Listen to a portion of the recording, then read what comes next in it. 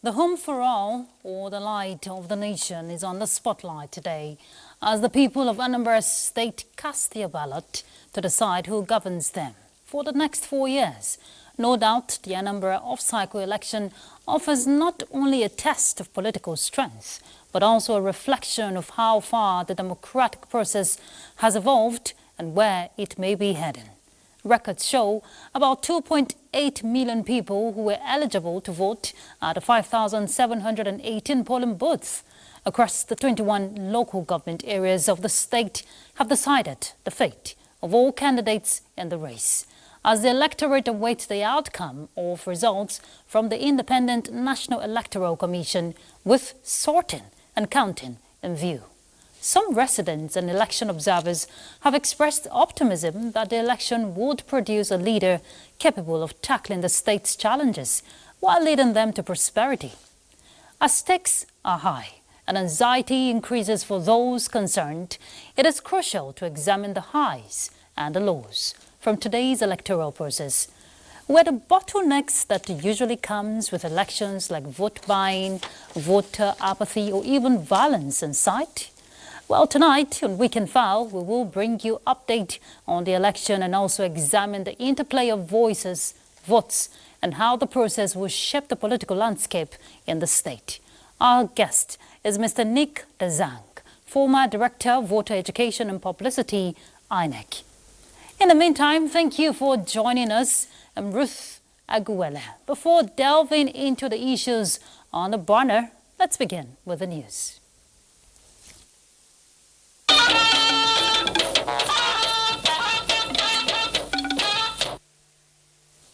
It's the day in Anambra State as voters came out in their numbers for the governorship election. Mia Ogidi reports about sorting and counting of votes ongoing.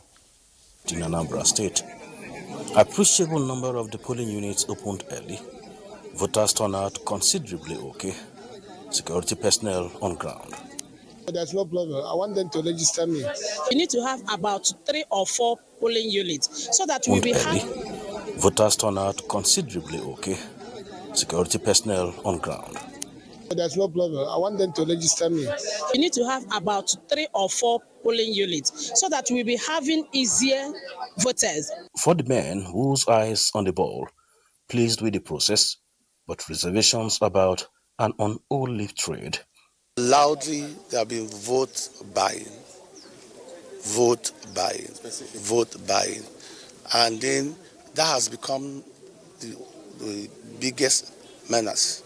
We have confidence in the system, that the system eventually will sort it all out. It's vigilance. People are vigilant. We're organized. We're united, and we'll follow the process. From the polling unit, we'll follow it to the collation at the ward, and from the ward, we'll follow through to the local government and to the state. 1, 2, 3. Complaints noted by INEC, job done by candidates and the voters. Many back home with expectations, apprehension and anxiety as sorting and counting of ballots continue. Expectedly, it is going to be a long night in Anambra State. Mia Ogidi, NT News. In other news, Vice President Kashim Shettima has left Belém, Brazil for Abuja after a successful diplomatic engagement in a South American country, where he represented President Bola Tinubu at the 30th session of the United Nations Climate Change Conference. During the event, Nigeria reaffirmed its determination to continue to use its influence to seek solutions to climate change in Africa and beyond. The conference, convened by Brazil's President Lula da Silva in collaboration with the United Nations and other global partners, was held from November 6 to 7 in the city of Belém. VP Shettima also represented President Tinubu at a high-level thematic session titled Climate and Nature, Forests and Oceans on the margins of COP30, where he delivered Nigeria's bold statement. The Nigerian Vice President also took part in the launch of the Tropical Forest Forever Fund and participated in a round table chaired by President Lula on climate and nature as well as an Amazonian cocktail for heads of delegation hosted by the President of Brazil. In a related development, Nigeria has affirmed its determination to continue to use its influence to lead the way in seeking solutions to climate change matters in Africa and beyond. Special Advisor to the President on National Economic Council and Climate Change, Rukaya El-Rufai, disclosed this in an interview while giving a recap of the Vice President's participation in COP30 held in Brazil. She said Nigeria will use its influence to mobilize finance for the country as well as advocate the adaptation finance for African nations in order to collectively tackle the challenges of climate change. It's for us to now start mobilizing for implementation, especially at state level, at the local level for local climate action. Now operationalizing our nationally determined contributions. Like I said, it ends with investment pipelines, creating bankable project that de-risk and is able to attract all these pledges we keep hearing, because we are also hearing countries are able to tap into climate finance. And another thing that I know the whole world will look up to for Nigeria is African leadership. So we do have, our influence in the regional ECOWAS platform and also, at AU platforms to demonstrate that we are that big brother. And so it's just to go and really galvanize all stakeholders, both in public and private sectors, to make sure we implement our NDCs and make it work for us and the natural capital we have and the key sectors. And don't forget that we're an oil-producing nation with big, vast, abundant gas resources and, of course, renewables. It's just to continue to do that, to implement. State House correspondent Abdurrahman Jibrila reports that the presidential aide added that Nigeria's natural resources will also play a key role in mitigating the effects of climate change, concentrating on resilience and ensuring that there is long-term shared value creation, as the government will continue to prioritize climate and nature, as well as ensuring that it leads on necessary climate policies. The African Union Commission has reiterated its commitment to the principles of sovereignty, non-interference, religious freedom and the rule of law as enshrined in the African Union. The Commission notes with concern recent statements by the United States of America alleging that the government of Nigeria is complicit in persecuting of Christians and threatened military action. The AU notes that Nigeria is a long-standing and valued member of the African Union, playing a key role in regional stability, counter-terrorism, peacekeeping missions and continental integration.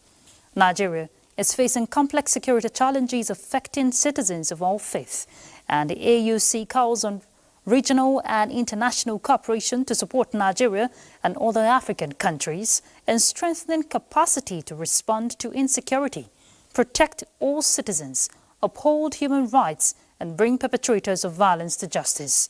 Meanwhile, the National Coordinator and Chief Executive Officer of Alda Nepat Nigeria, Jibril Salisu Abdullahi, has expressed full alignment with the African Union Commission's reaffirmation of Nigeria's sovereignty, religious freedom, and adherence to the rule of law. Reacting to the AU statement, he describes the Commission's position as timely and reflective of Africa's collective commitment to non-interference, peace, and constitutional order. He noted that Nigeria continues to play a central role in advancing regional stability, counter-terrorism, and continental integration. A bit of health. The Executive Director and Chief Executive Officer of the National Primary Healthcare Development Agency, Dr. Muyi Aina, has declared open the 2025 annual National Conference of the Association of Coordinators and Directors of Primary Health Care in Nigeria. Dr. Aina, who represented the Coordinating Minister of Health and Social Welfare, Professor Mohammed Ali Pati, charged members of the association to raise the bar in their work, strengthen accountability, transparency, performance, and consolidate the gains of the Health Sector Renewal Investment Program, the Basic Health Care Provision Fund, and other ongoing interventions to build a credible and sustainable health system. This country is such that should be addressed at the primary healthcare level. When you don't do that effectively, you shift what the secondary and tertiary care can focus on because they are burdened with doing what we should be doing. So when they are burdened with what we should be doing, then they are not able to build the capabilities and have the bandwidth and the space and resources to pay attention to what they should be doing. With the theme, Primary Health Care Delivery System in the country, the present state of affairs, Dr. Aina emphasized government's priority to reduce maternal and child mortality through improved funding, staffing, and expansion of health insurance coverage for vulnerable groups. In continuation of its statutory oversight of federal universities, the House of Representatives Committee on University Education is advising vice-chancellors to desist from spending unappropriated funds or face punishment under the Financial Crimes Law. This came from the committee chairman, Abubakar Hassan Fulata, during an interface with the management of the Federal University of Technology, Owerri, Imo State. National Assembly correspondent Mohammed Rabiu Ali reports. You generated the fund and you spend it yourself without appropriation, in which you don't have the power to do that. Please, it's a grave offense on the Constitution of the Federal Republic of Nigeria. IGR, maybe in 2023, you have 10 students and you collected 100 million, for example. And in 2024, you have 100 students and you collected 50 million. How can you reconcile that? On 2 occasions, addressed all the vice chancellors of Nigerian universities before the commencement of the budgetary process. And up to now, I've not seen a very coherent compliance to that effect. These are observations of the committee on some of the identified infractions committed by the university in 2023-2024 budget utilization. The Vice-Chancellor of the Federal University of Technology, Owerri, Professor Nnenna Oti, represented notes the infractions raised, urging the committee to assist in addressing infrastructure deficit in the institution. Having noted the comments, the questions or queries, as the case may be,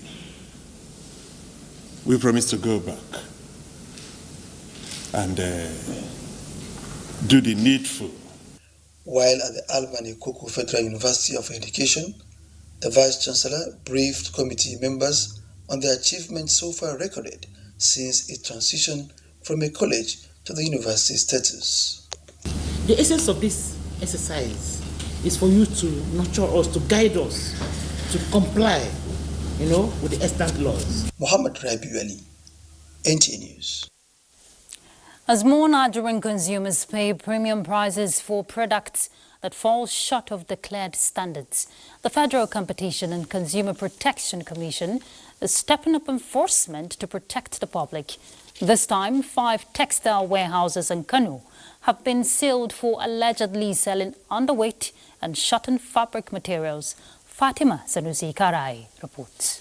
The Commission discovered fabrics labeled as 10 yards, measuring only 9, and others marked 5 yards, less than 4.5, violating consumer protection laws. The sealed warehouses are located at Sharada, Gandang Albasa, Ibrahim Taiwo Road, and nearby commercial areas. The enforcement exercise led by Director of Surveillance and Investigation, Bola Dele Adeyinka, followed weeks of discreet checks across major textile markets in the state. Speaking on behalf of the Chief Executive of the Commission, the Director Surveillance says the action sends a strong message of zero tolerance for consumer exploitation and unfair competition. So the problem there is the misleading aspect of it. It's deceptive, it's misleading, and it's obnoxious. He warns that selling fabrics below stated measurements not only cheat buyers, but pushes honest traders out of business and limits consumer choice. The Commission says enforcement will continue nationwide to ensure consumers get exactly what they pay for. In Kano, Fatima Sanusi Karai, NTA News. 6 lucky students have qualified to participate at the grand finale of the 2025 MTN Impulse Spelling Bee competition scheduled to hold in Lagos after scaling through at the regional leg of the competition in Abuja. Deborah Bala Bubo reports. Telecommunications giant MTN is breeding an intellectual community, catching them young from primary to secondary school by incentivizing academic activities to pique students' interest in education for a brighter society. A way of doing that is creating academic competitions such as the Impulse MTN Spelling Bee, where students within the age of 9 and 15 are rewarded for correct spellings of English words. I was so scared. When I saw my name, I was happy and I started preparing, and I'm so grateful that I'm finally and I've made it to the finals. I'm going to Lagos to come first place and bring back the 5 million naira, the CEO for a day, the 10 laptops for my school, the 10 million naira upgrade for my school. I'm going back to bring back everything. The organizers say the impact goes beyond spelling ability, as many have excelled academically, while others have become advocates for literacy in their communities. The first time ever we'll be having regional championships, and the idea is to bring it closer to the people, for people to have a feel of what MTN is offering, and then bring in winners all the way to Lagos, all expense paid, where we'll cater for them, and then showcase the kind of talents that we have. So had a lot of feedback from the teachers telling us of how students have suddenly taken interest in studying and increasing their English vocabularies and all that. And I mean the confidence that it gives the students, the leadership mindset. The 6 winners who emerged at the 7th edition of the regional competition will join their counterparts in Lagos for the grand finale, where handsome prizes, the best part of which is becoming the CEO of MTN for a day, will be won. In Abuja, Deborah Balagubo, NTA News. Childcare Trust, the pet project of the late Stella Obasanjo, has announced the program for the 20th anniversary remembrance of the late Nigerian former First Lady. The program was initiated by Mrs. Obasanjo to support children with disabilities and has been sustained and supported through the years by associates and the former First Lady and believers in her dream. A press release signed by Ms. Lucky Dixon, CCT Program Coordinator, on behalf of the Planning Committee of the program, noted that the memorial remembrance is slated to hold between Monday, November 10 and Sunday, November 16, 2025. So Anambra is on the spotlight today. What are the interplays and the voices, the votes, and how will the political process shape, the landscape in the state? Stay tuned. We'll be back after the break. Thank you for staying tuned. Electorate in Anambra State, of course, have expressed mixed reactions, reflecting hope and a bit of frustration, which has affected the level of participation of the electorate in the process. Ngozi Okekeru reports that though today's exercise showed high level of democratic awareness on the side of voters, technological improvement has become inevitable if we're talking sustainability. Let's see that. No doubt, democracy has come to stay in Nigeria. Many say it deserves collective efforts to thrive. In Anambra's democratic process of electing governor, while some electorate voted with enthusiasm, Others showed apathy. The people blamed this on lack of trust in the process, which previously played out through vote buying, security concerns and intimidation, as well as in logistical challenges. They, however, observed some kind of improvement with INEC's introduction of technology in the conduct of the election. People refuse to come out for whatever reason. People don't believe in the system any longer. That is where people, but after this election now, you will see next election, people will believe that the system works. Everybody did their own best. The canvassing was at maximum, the adverts was at maximum, both on social media and everything. And INEC equally did their own part by trying to curtail everything. And the election, in summary, was a success. You can see in this field now, before they use money to buy votes. So, but if you try it here now, they hold you. I don't think people convinced them to vote. Rather, they voted to the party of their choice. Yeah, if you ask me, it's one of the key that drives them out.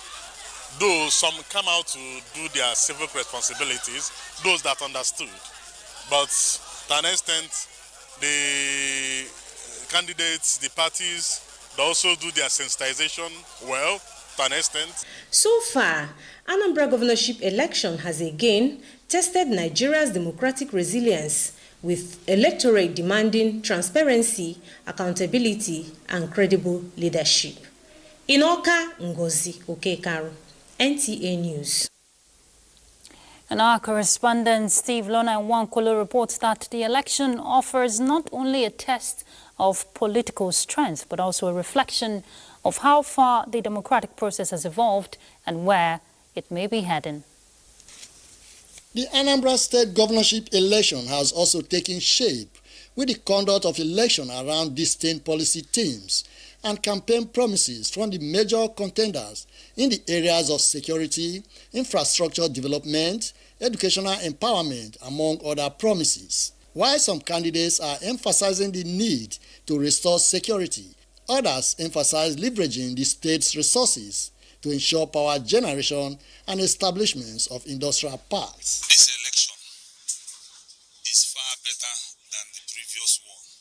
As the year goes by, election entrance in case gets stronger and better. What I will tell my fellow Anambarians is to try to come out in massive to vote for the person that they prefer, that is the right person to vote for. Anambra is a peculiar place, and a lot of them does not depend on government, and so many of them as well does not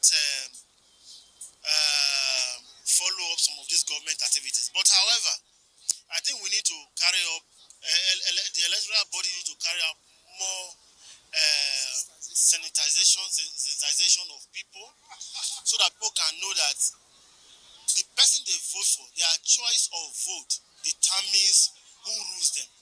It is therefore expected that the outcome of the election will provide pathways for an improved process in the future elections. In Onitsha, Steve Lona Nwankolo, NTA News. All right, let's bring in our guest to speak on this issue, Mr. Nick Dazang, former Director and Voter Education and Publicity, INEC. Thank you very much for joining us, Mr. Dazang. Thank you for having me. So I'm sure you've monitored the whole event as they played out. We've seen and heard different narratives.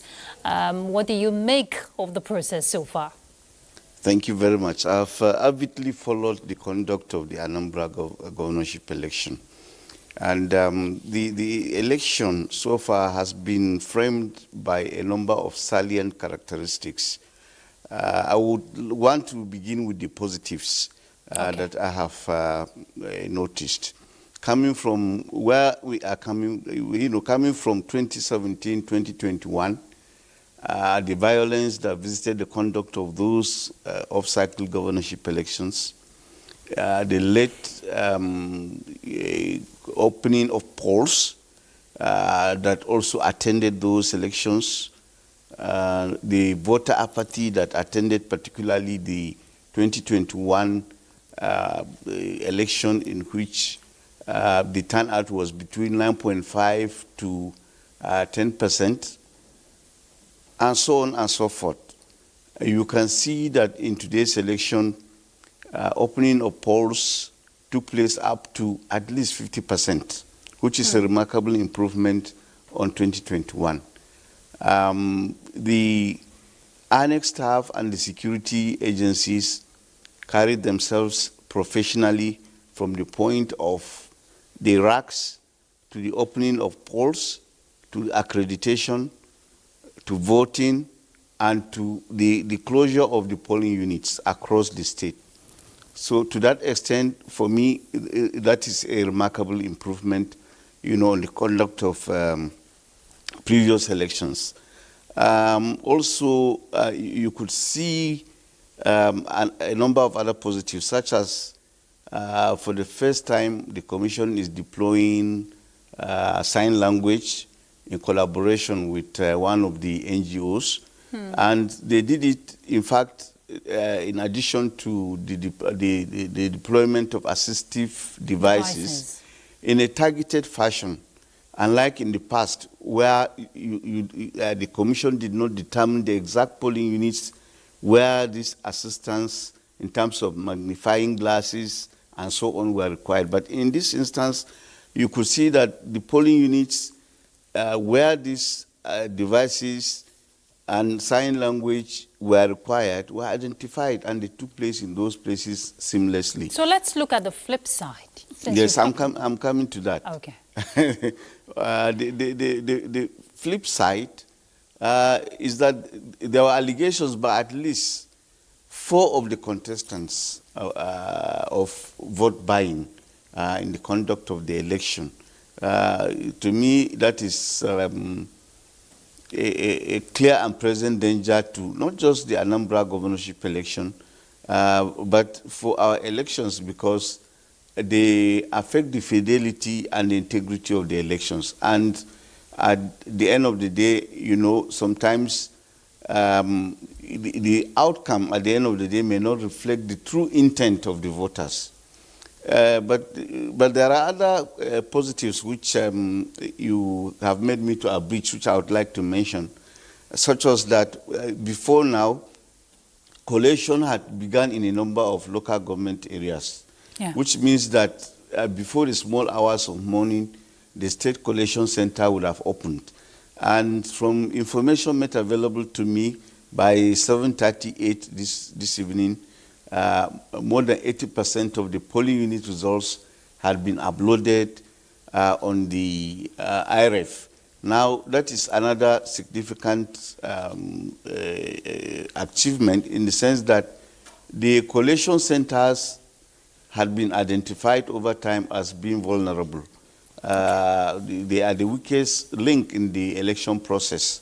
When collation starts at the ward, local government and state levels, either there are attacks at these centers, or some people try to insert themselves with a view to manipulating or influencing the final outcome of the results. Okay. So by the time you now have nearly all the results uploaded on the upload, it does not make any sense for anyone to now go and disrupt the collation centers, because the results would have been known, in lieu of even the official declaration. Okay, so Mr. Dazang, if I'll come in there, and of also particular concern, of course, political parties have presented their manifestos, we've seen campaigns, but we're hearing, pockets of concerns in the aspect of voter apathy. So what would you say influences voter behavior based on what you have, observed?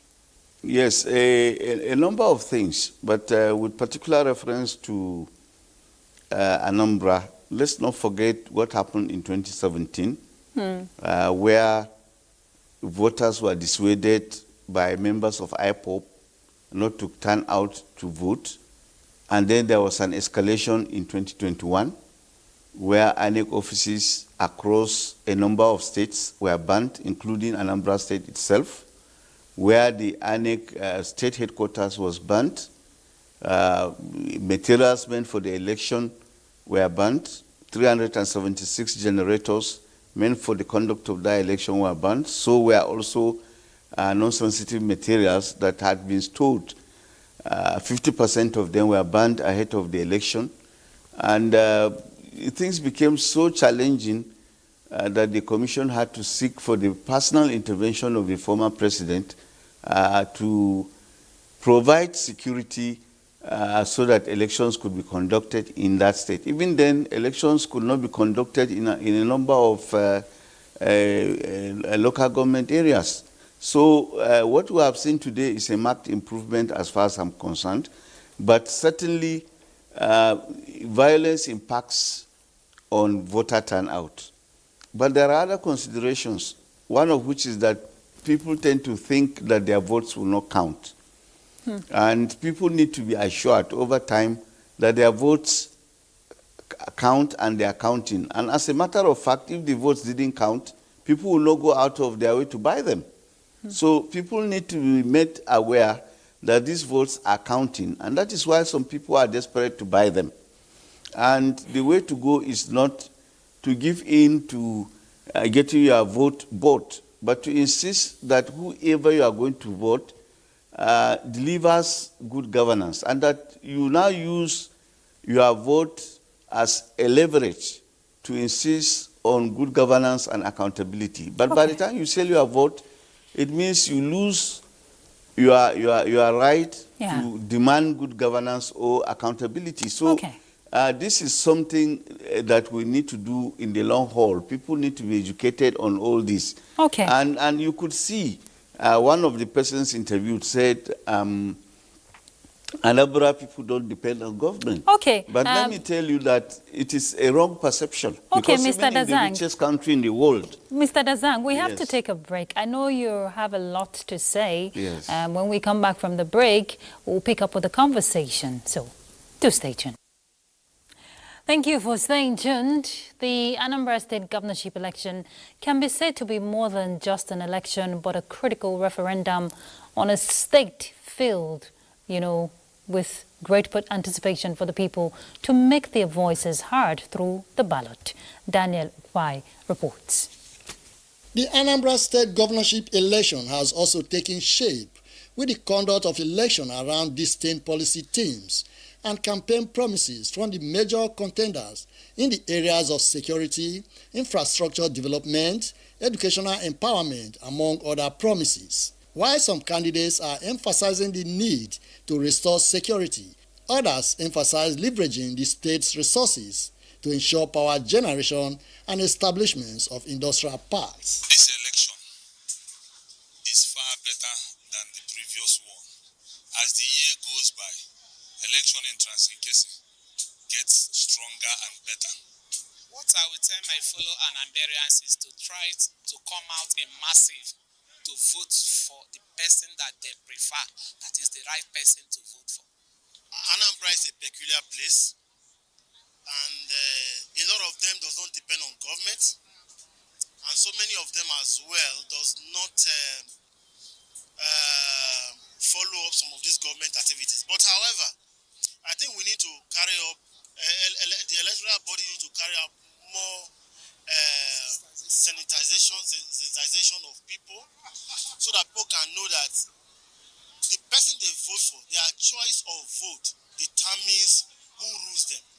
It is therefore expected that the outcome of the election will provide pathways for an improved process in the future elections. In Onitsha, Steve Lonai Waokolo, NTA News.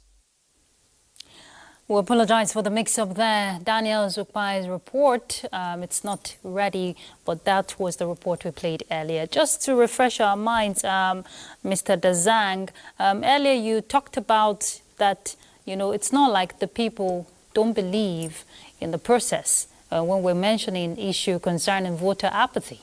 But I'm sure the concern here is the integrity of the process. What's your thought? Yes, but what I've also tried to underscore is that we have seen an improvement on that integrity and some of the core values such as transparency, neutrality, impartiality, and these were demonstrated amply by INEC staff and the security agencies.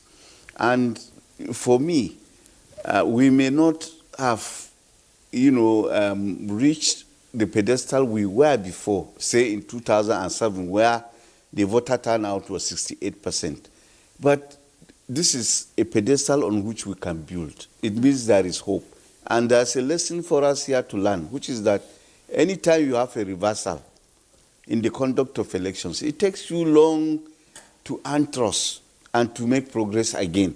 So it teaches us, it instructs us to avoid these pitfalls, and that the way to go is to continue to build incrementally on these elections, to improve on them, to the extent that people will now have implicit confidence in the commission and in the process. Once we reach that point, then we arrive at where the more advanced countries have attained, where you don't have to deploy massively in terms of security. You don't have to corral people. People do the needful, and people can go to the polling units from their homes, cast their votes, and go back. So it will take a long while for us to reach there, but this is something we can build on. We are not there yet, and in fact, we may not even surpass the 15% threshold in terms of voter turnout. Of course, we will know the real turnout by the time the results are declared by the commission. Okay. But even if it were 1%, for me, that is an improvement, and this is something we can build on. Okay, I like the optimism there. And of course, it would take attitudinal change, that reorientation that, should make people believe in the process, the integrity of the process, and of course, knowing that their votes count, which takes us to leadership and governance. Expectations are high at this point, Mr. Dazang. What would you say to Anabrarians? Well, I would say that far from this perception, that Anambrarians don't need government, that government should not intrude into their lives, is a wrong one. Because even in the most advanced capitalist country in the United States, government does a lot of things for government. Government impacts on them. Government provides infrastructure, government provides Medicaid, government provides Medicare, and so many things that the government invests in. So what to do is not to dismiss government and say we don't need government. You need government because government needs to impact on your life by providing infrastructure, by providing security, by providing schools, by providing hospitals, and so on and so forth. So I'm not so sure that in Anambra State we have reached a point where you don't need these things. And the way to make sure that government does those things is to come out and vote and then insist that because you voted for a particular government and it said it was going to do this and that for you based on its manifesto and constitution, you hold that government to account at the end of the day. So that is how to look at things, not to look at things in terms of I don't need government. In any case, someone reminded us earlier on that the poverty rate in Anambra State, in spite of the fact that it is said to be the home of Nigeria's largest number of billionaires, stands at 47%, as per figures issued by the Nigeria Bureau of Statistics. So it's not as if you have zero poverty in Anambra State, or that everybody in Anambra State is rich, to the extent that he does not need electricity, he does not need water, he does not need schools. Mr. Dazang, that's just one respondent there, his perception. I'm sure other Anabrarians have their perception, and if they don't believe in the process, they won't come out to vote. I'm saying this advisedly. Yes, sure. I've We been have to involved leave in the elections. conversation. I've been involved in elections in Anambra State for a while. Okay. And there was this tendency, in fact, it was one of the issues we had to address when we were doing voter education prior to the conduct of the 2021 general election. Okay. The fact that election day is a day for people to quote and unquote flex. People will now go to the neighborhood beer parlor, order for pepper soup and bottle of beer and sit down and drink or play drought. So we should take things more seriously than that. Indeed, and I'm sure the electorate there want a free, fair and credible election when everything unfolds. Thank you very much, Mr. Nick Dazang. Thank you for your thoughts. Always a pleasure to have you on NTA. Good to know. Thank you very much. All right, so let's take a break. We'll be back. Thank you for staying tuned. And next will be sports update. My partner in progress when it comes to league, supporting our team. Ayo, you know, I won't say. Well, let's still keep that. I will talk about this in the course of the sportscast. But we'll begin with the president of Nigeria Wrestling Federation, Bashir Adewale Adeniyi, who has visited the National Wrestling Camp to motivate athletes preparing for the upcoming international competitions, starting with the Islamic Solidarity Games in Saudi Arabia. He commended their dedication and urged them to make Nigeria proud with outstanding performances. In a gesture aimed at boosting morale and easing logistics, Adeniyi, who is also the Controller General of Nigeria Customs Service, donated a brand new bus to the Federation. The visit has further strengthened the team's spirit as they set their sights on podium finishes at the tournaments.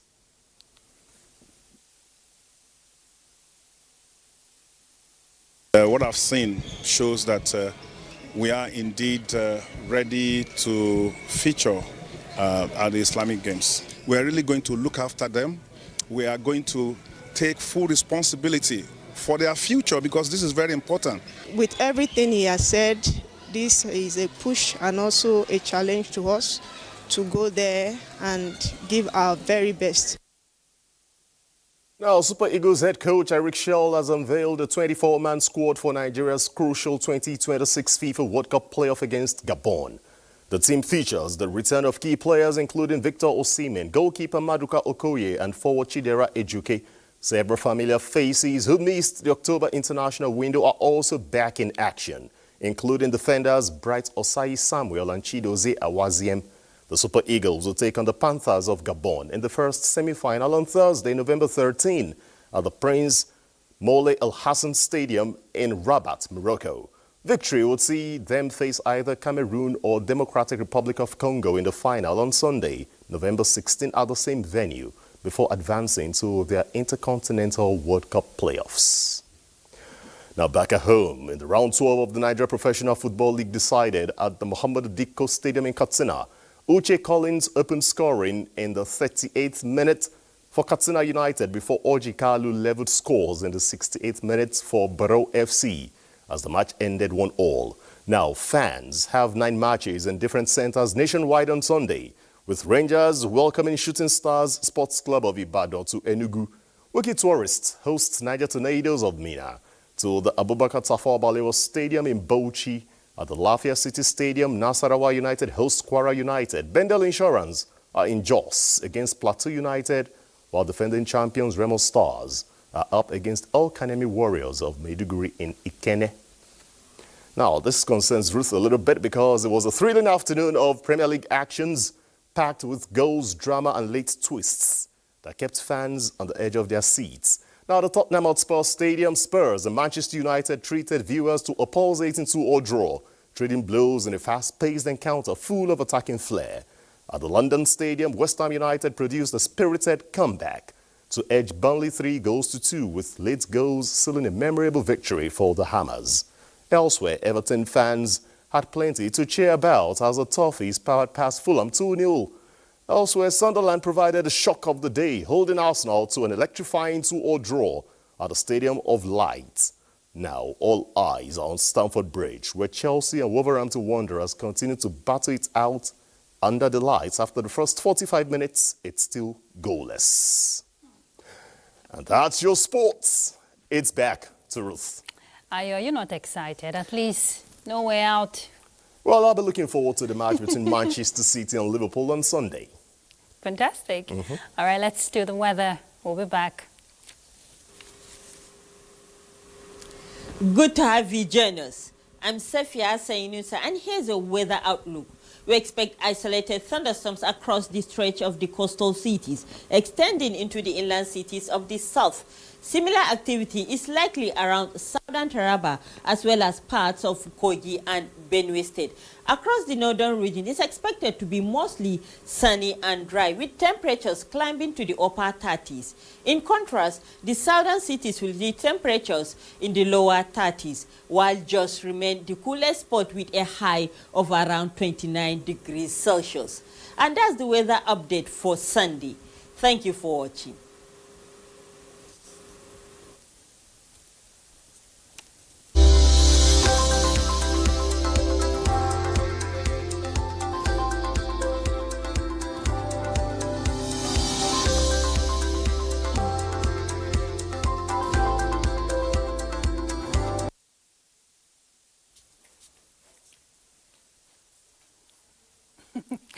All right, and that's where we call it a wrap on Weekend Foul. But my message to Anambrarians is that you stay hopeful and may the best candidate win. Good night. I'm Ruth Aguwele.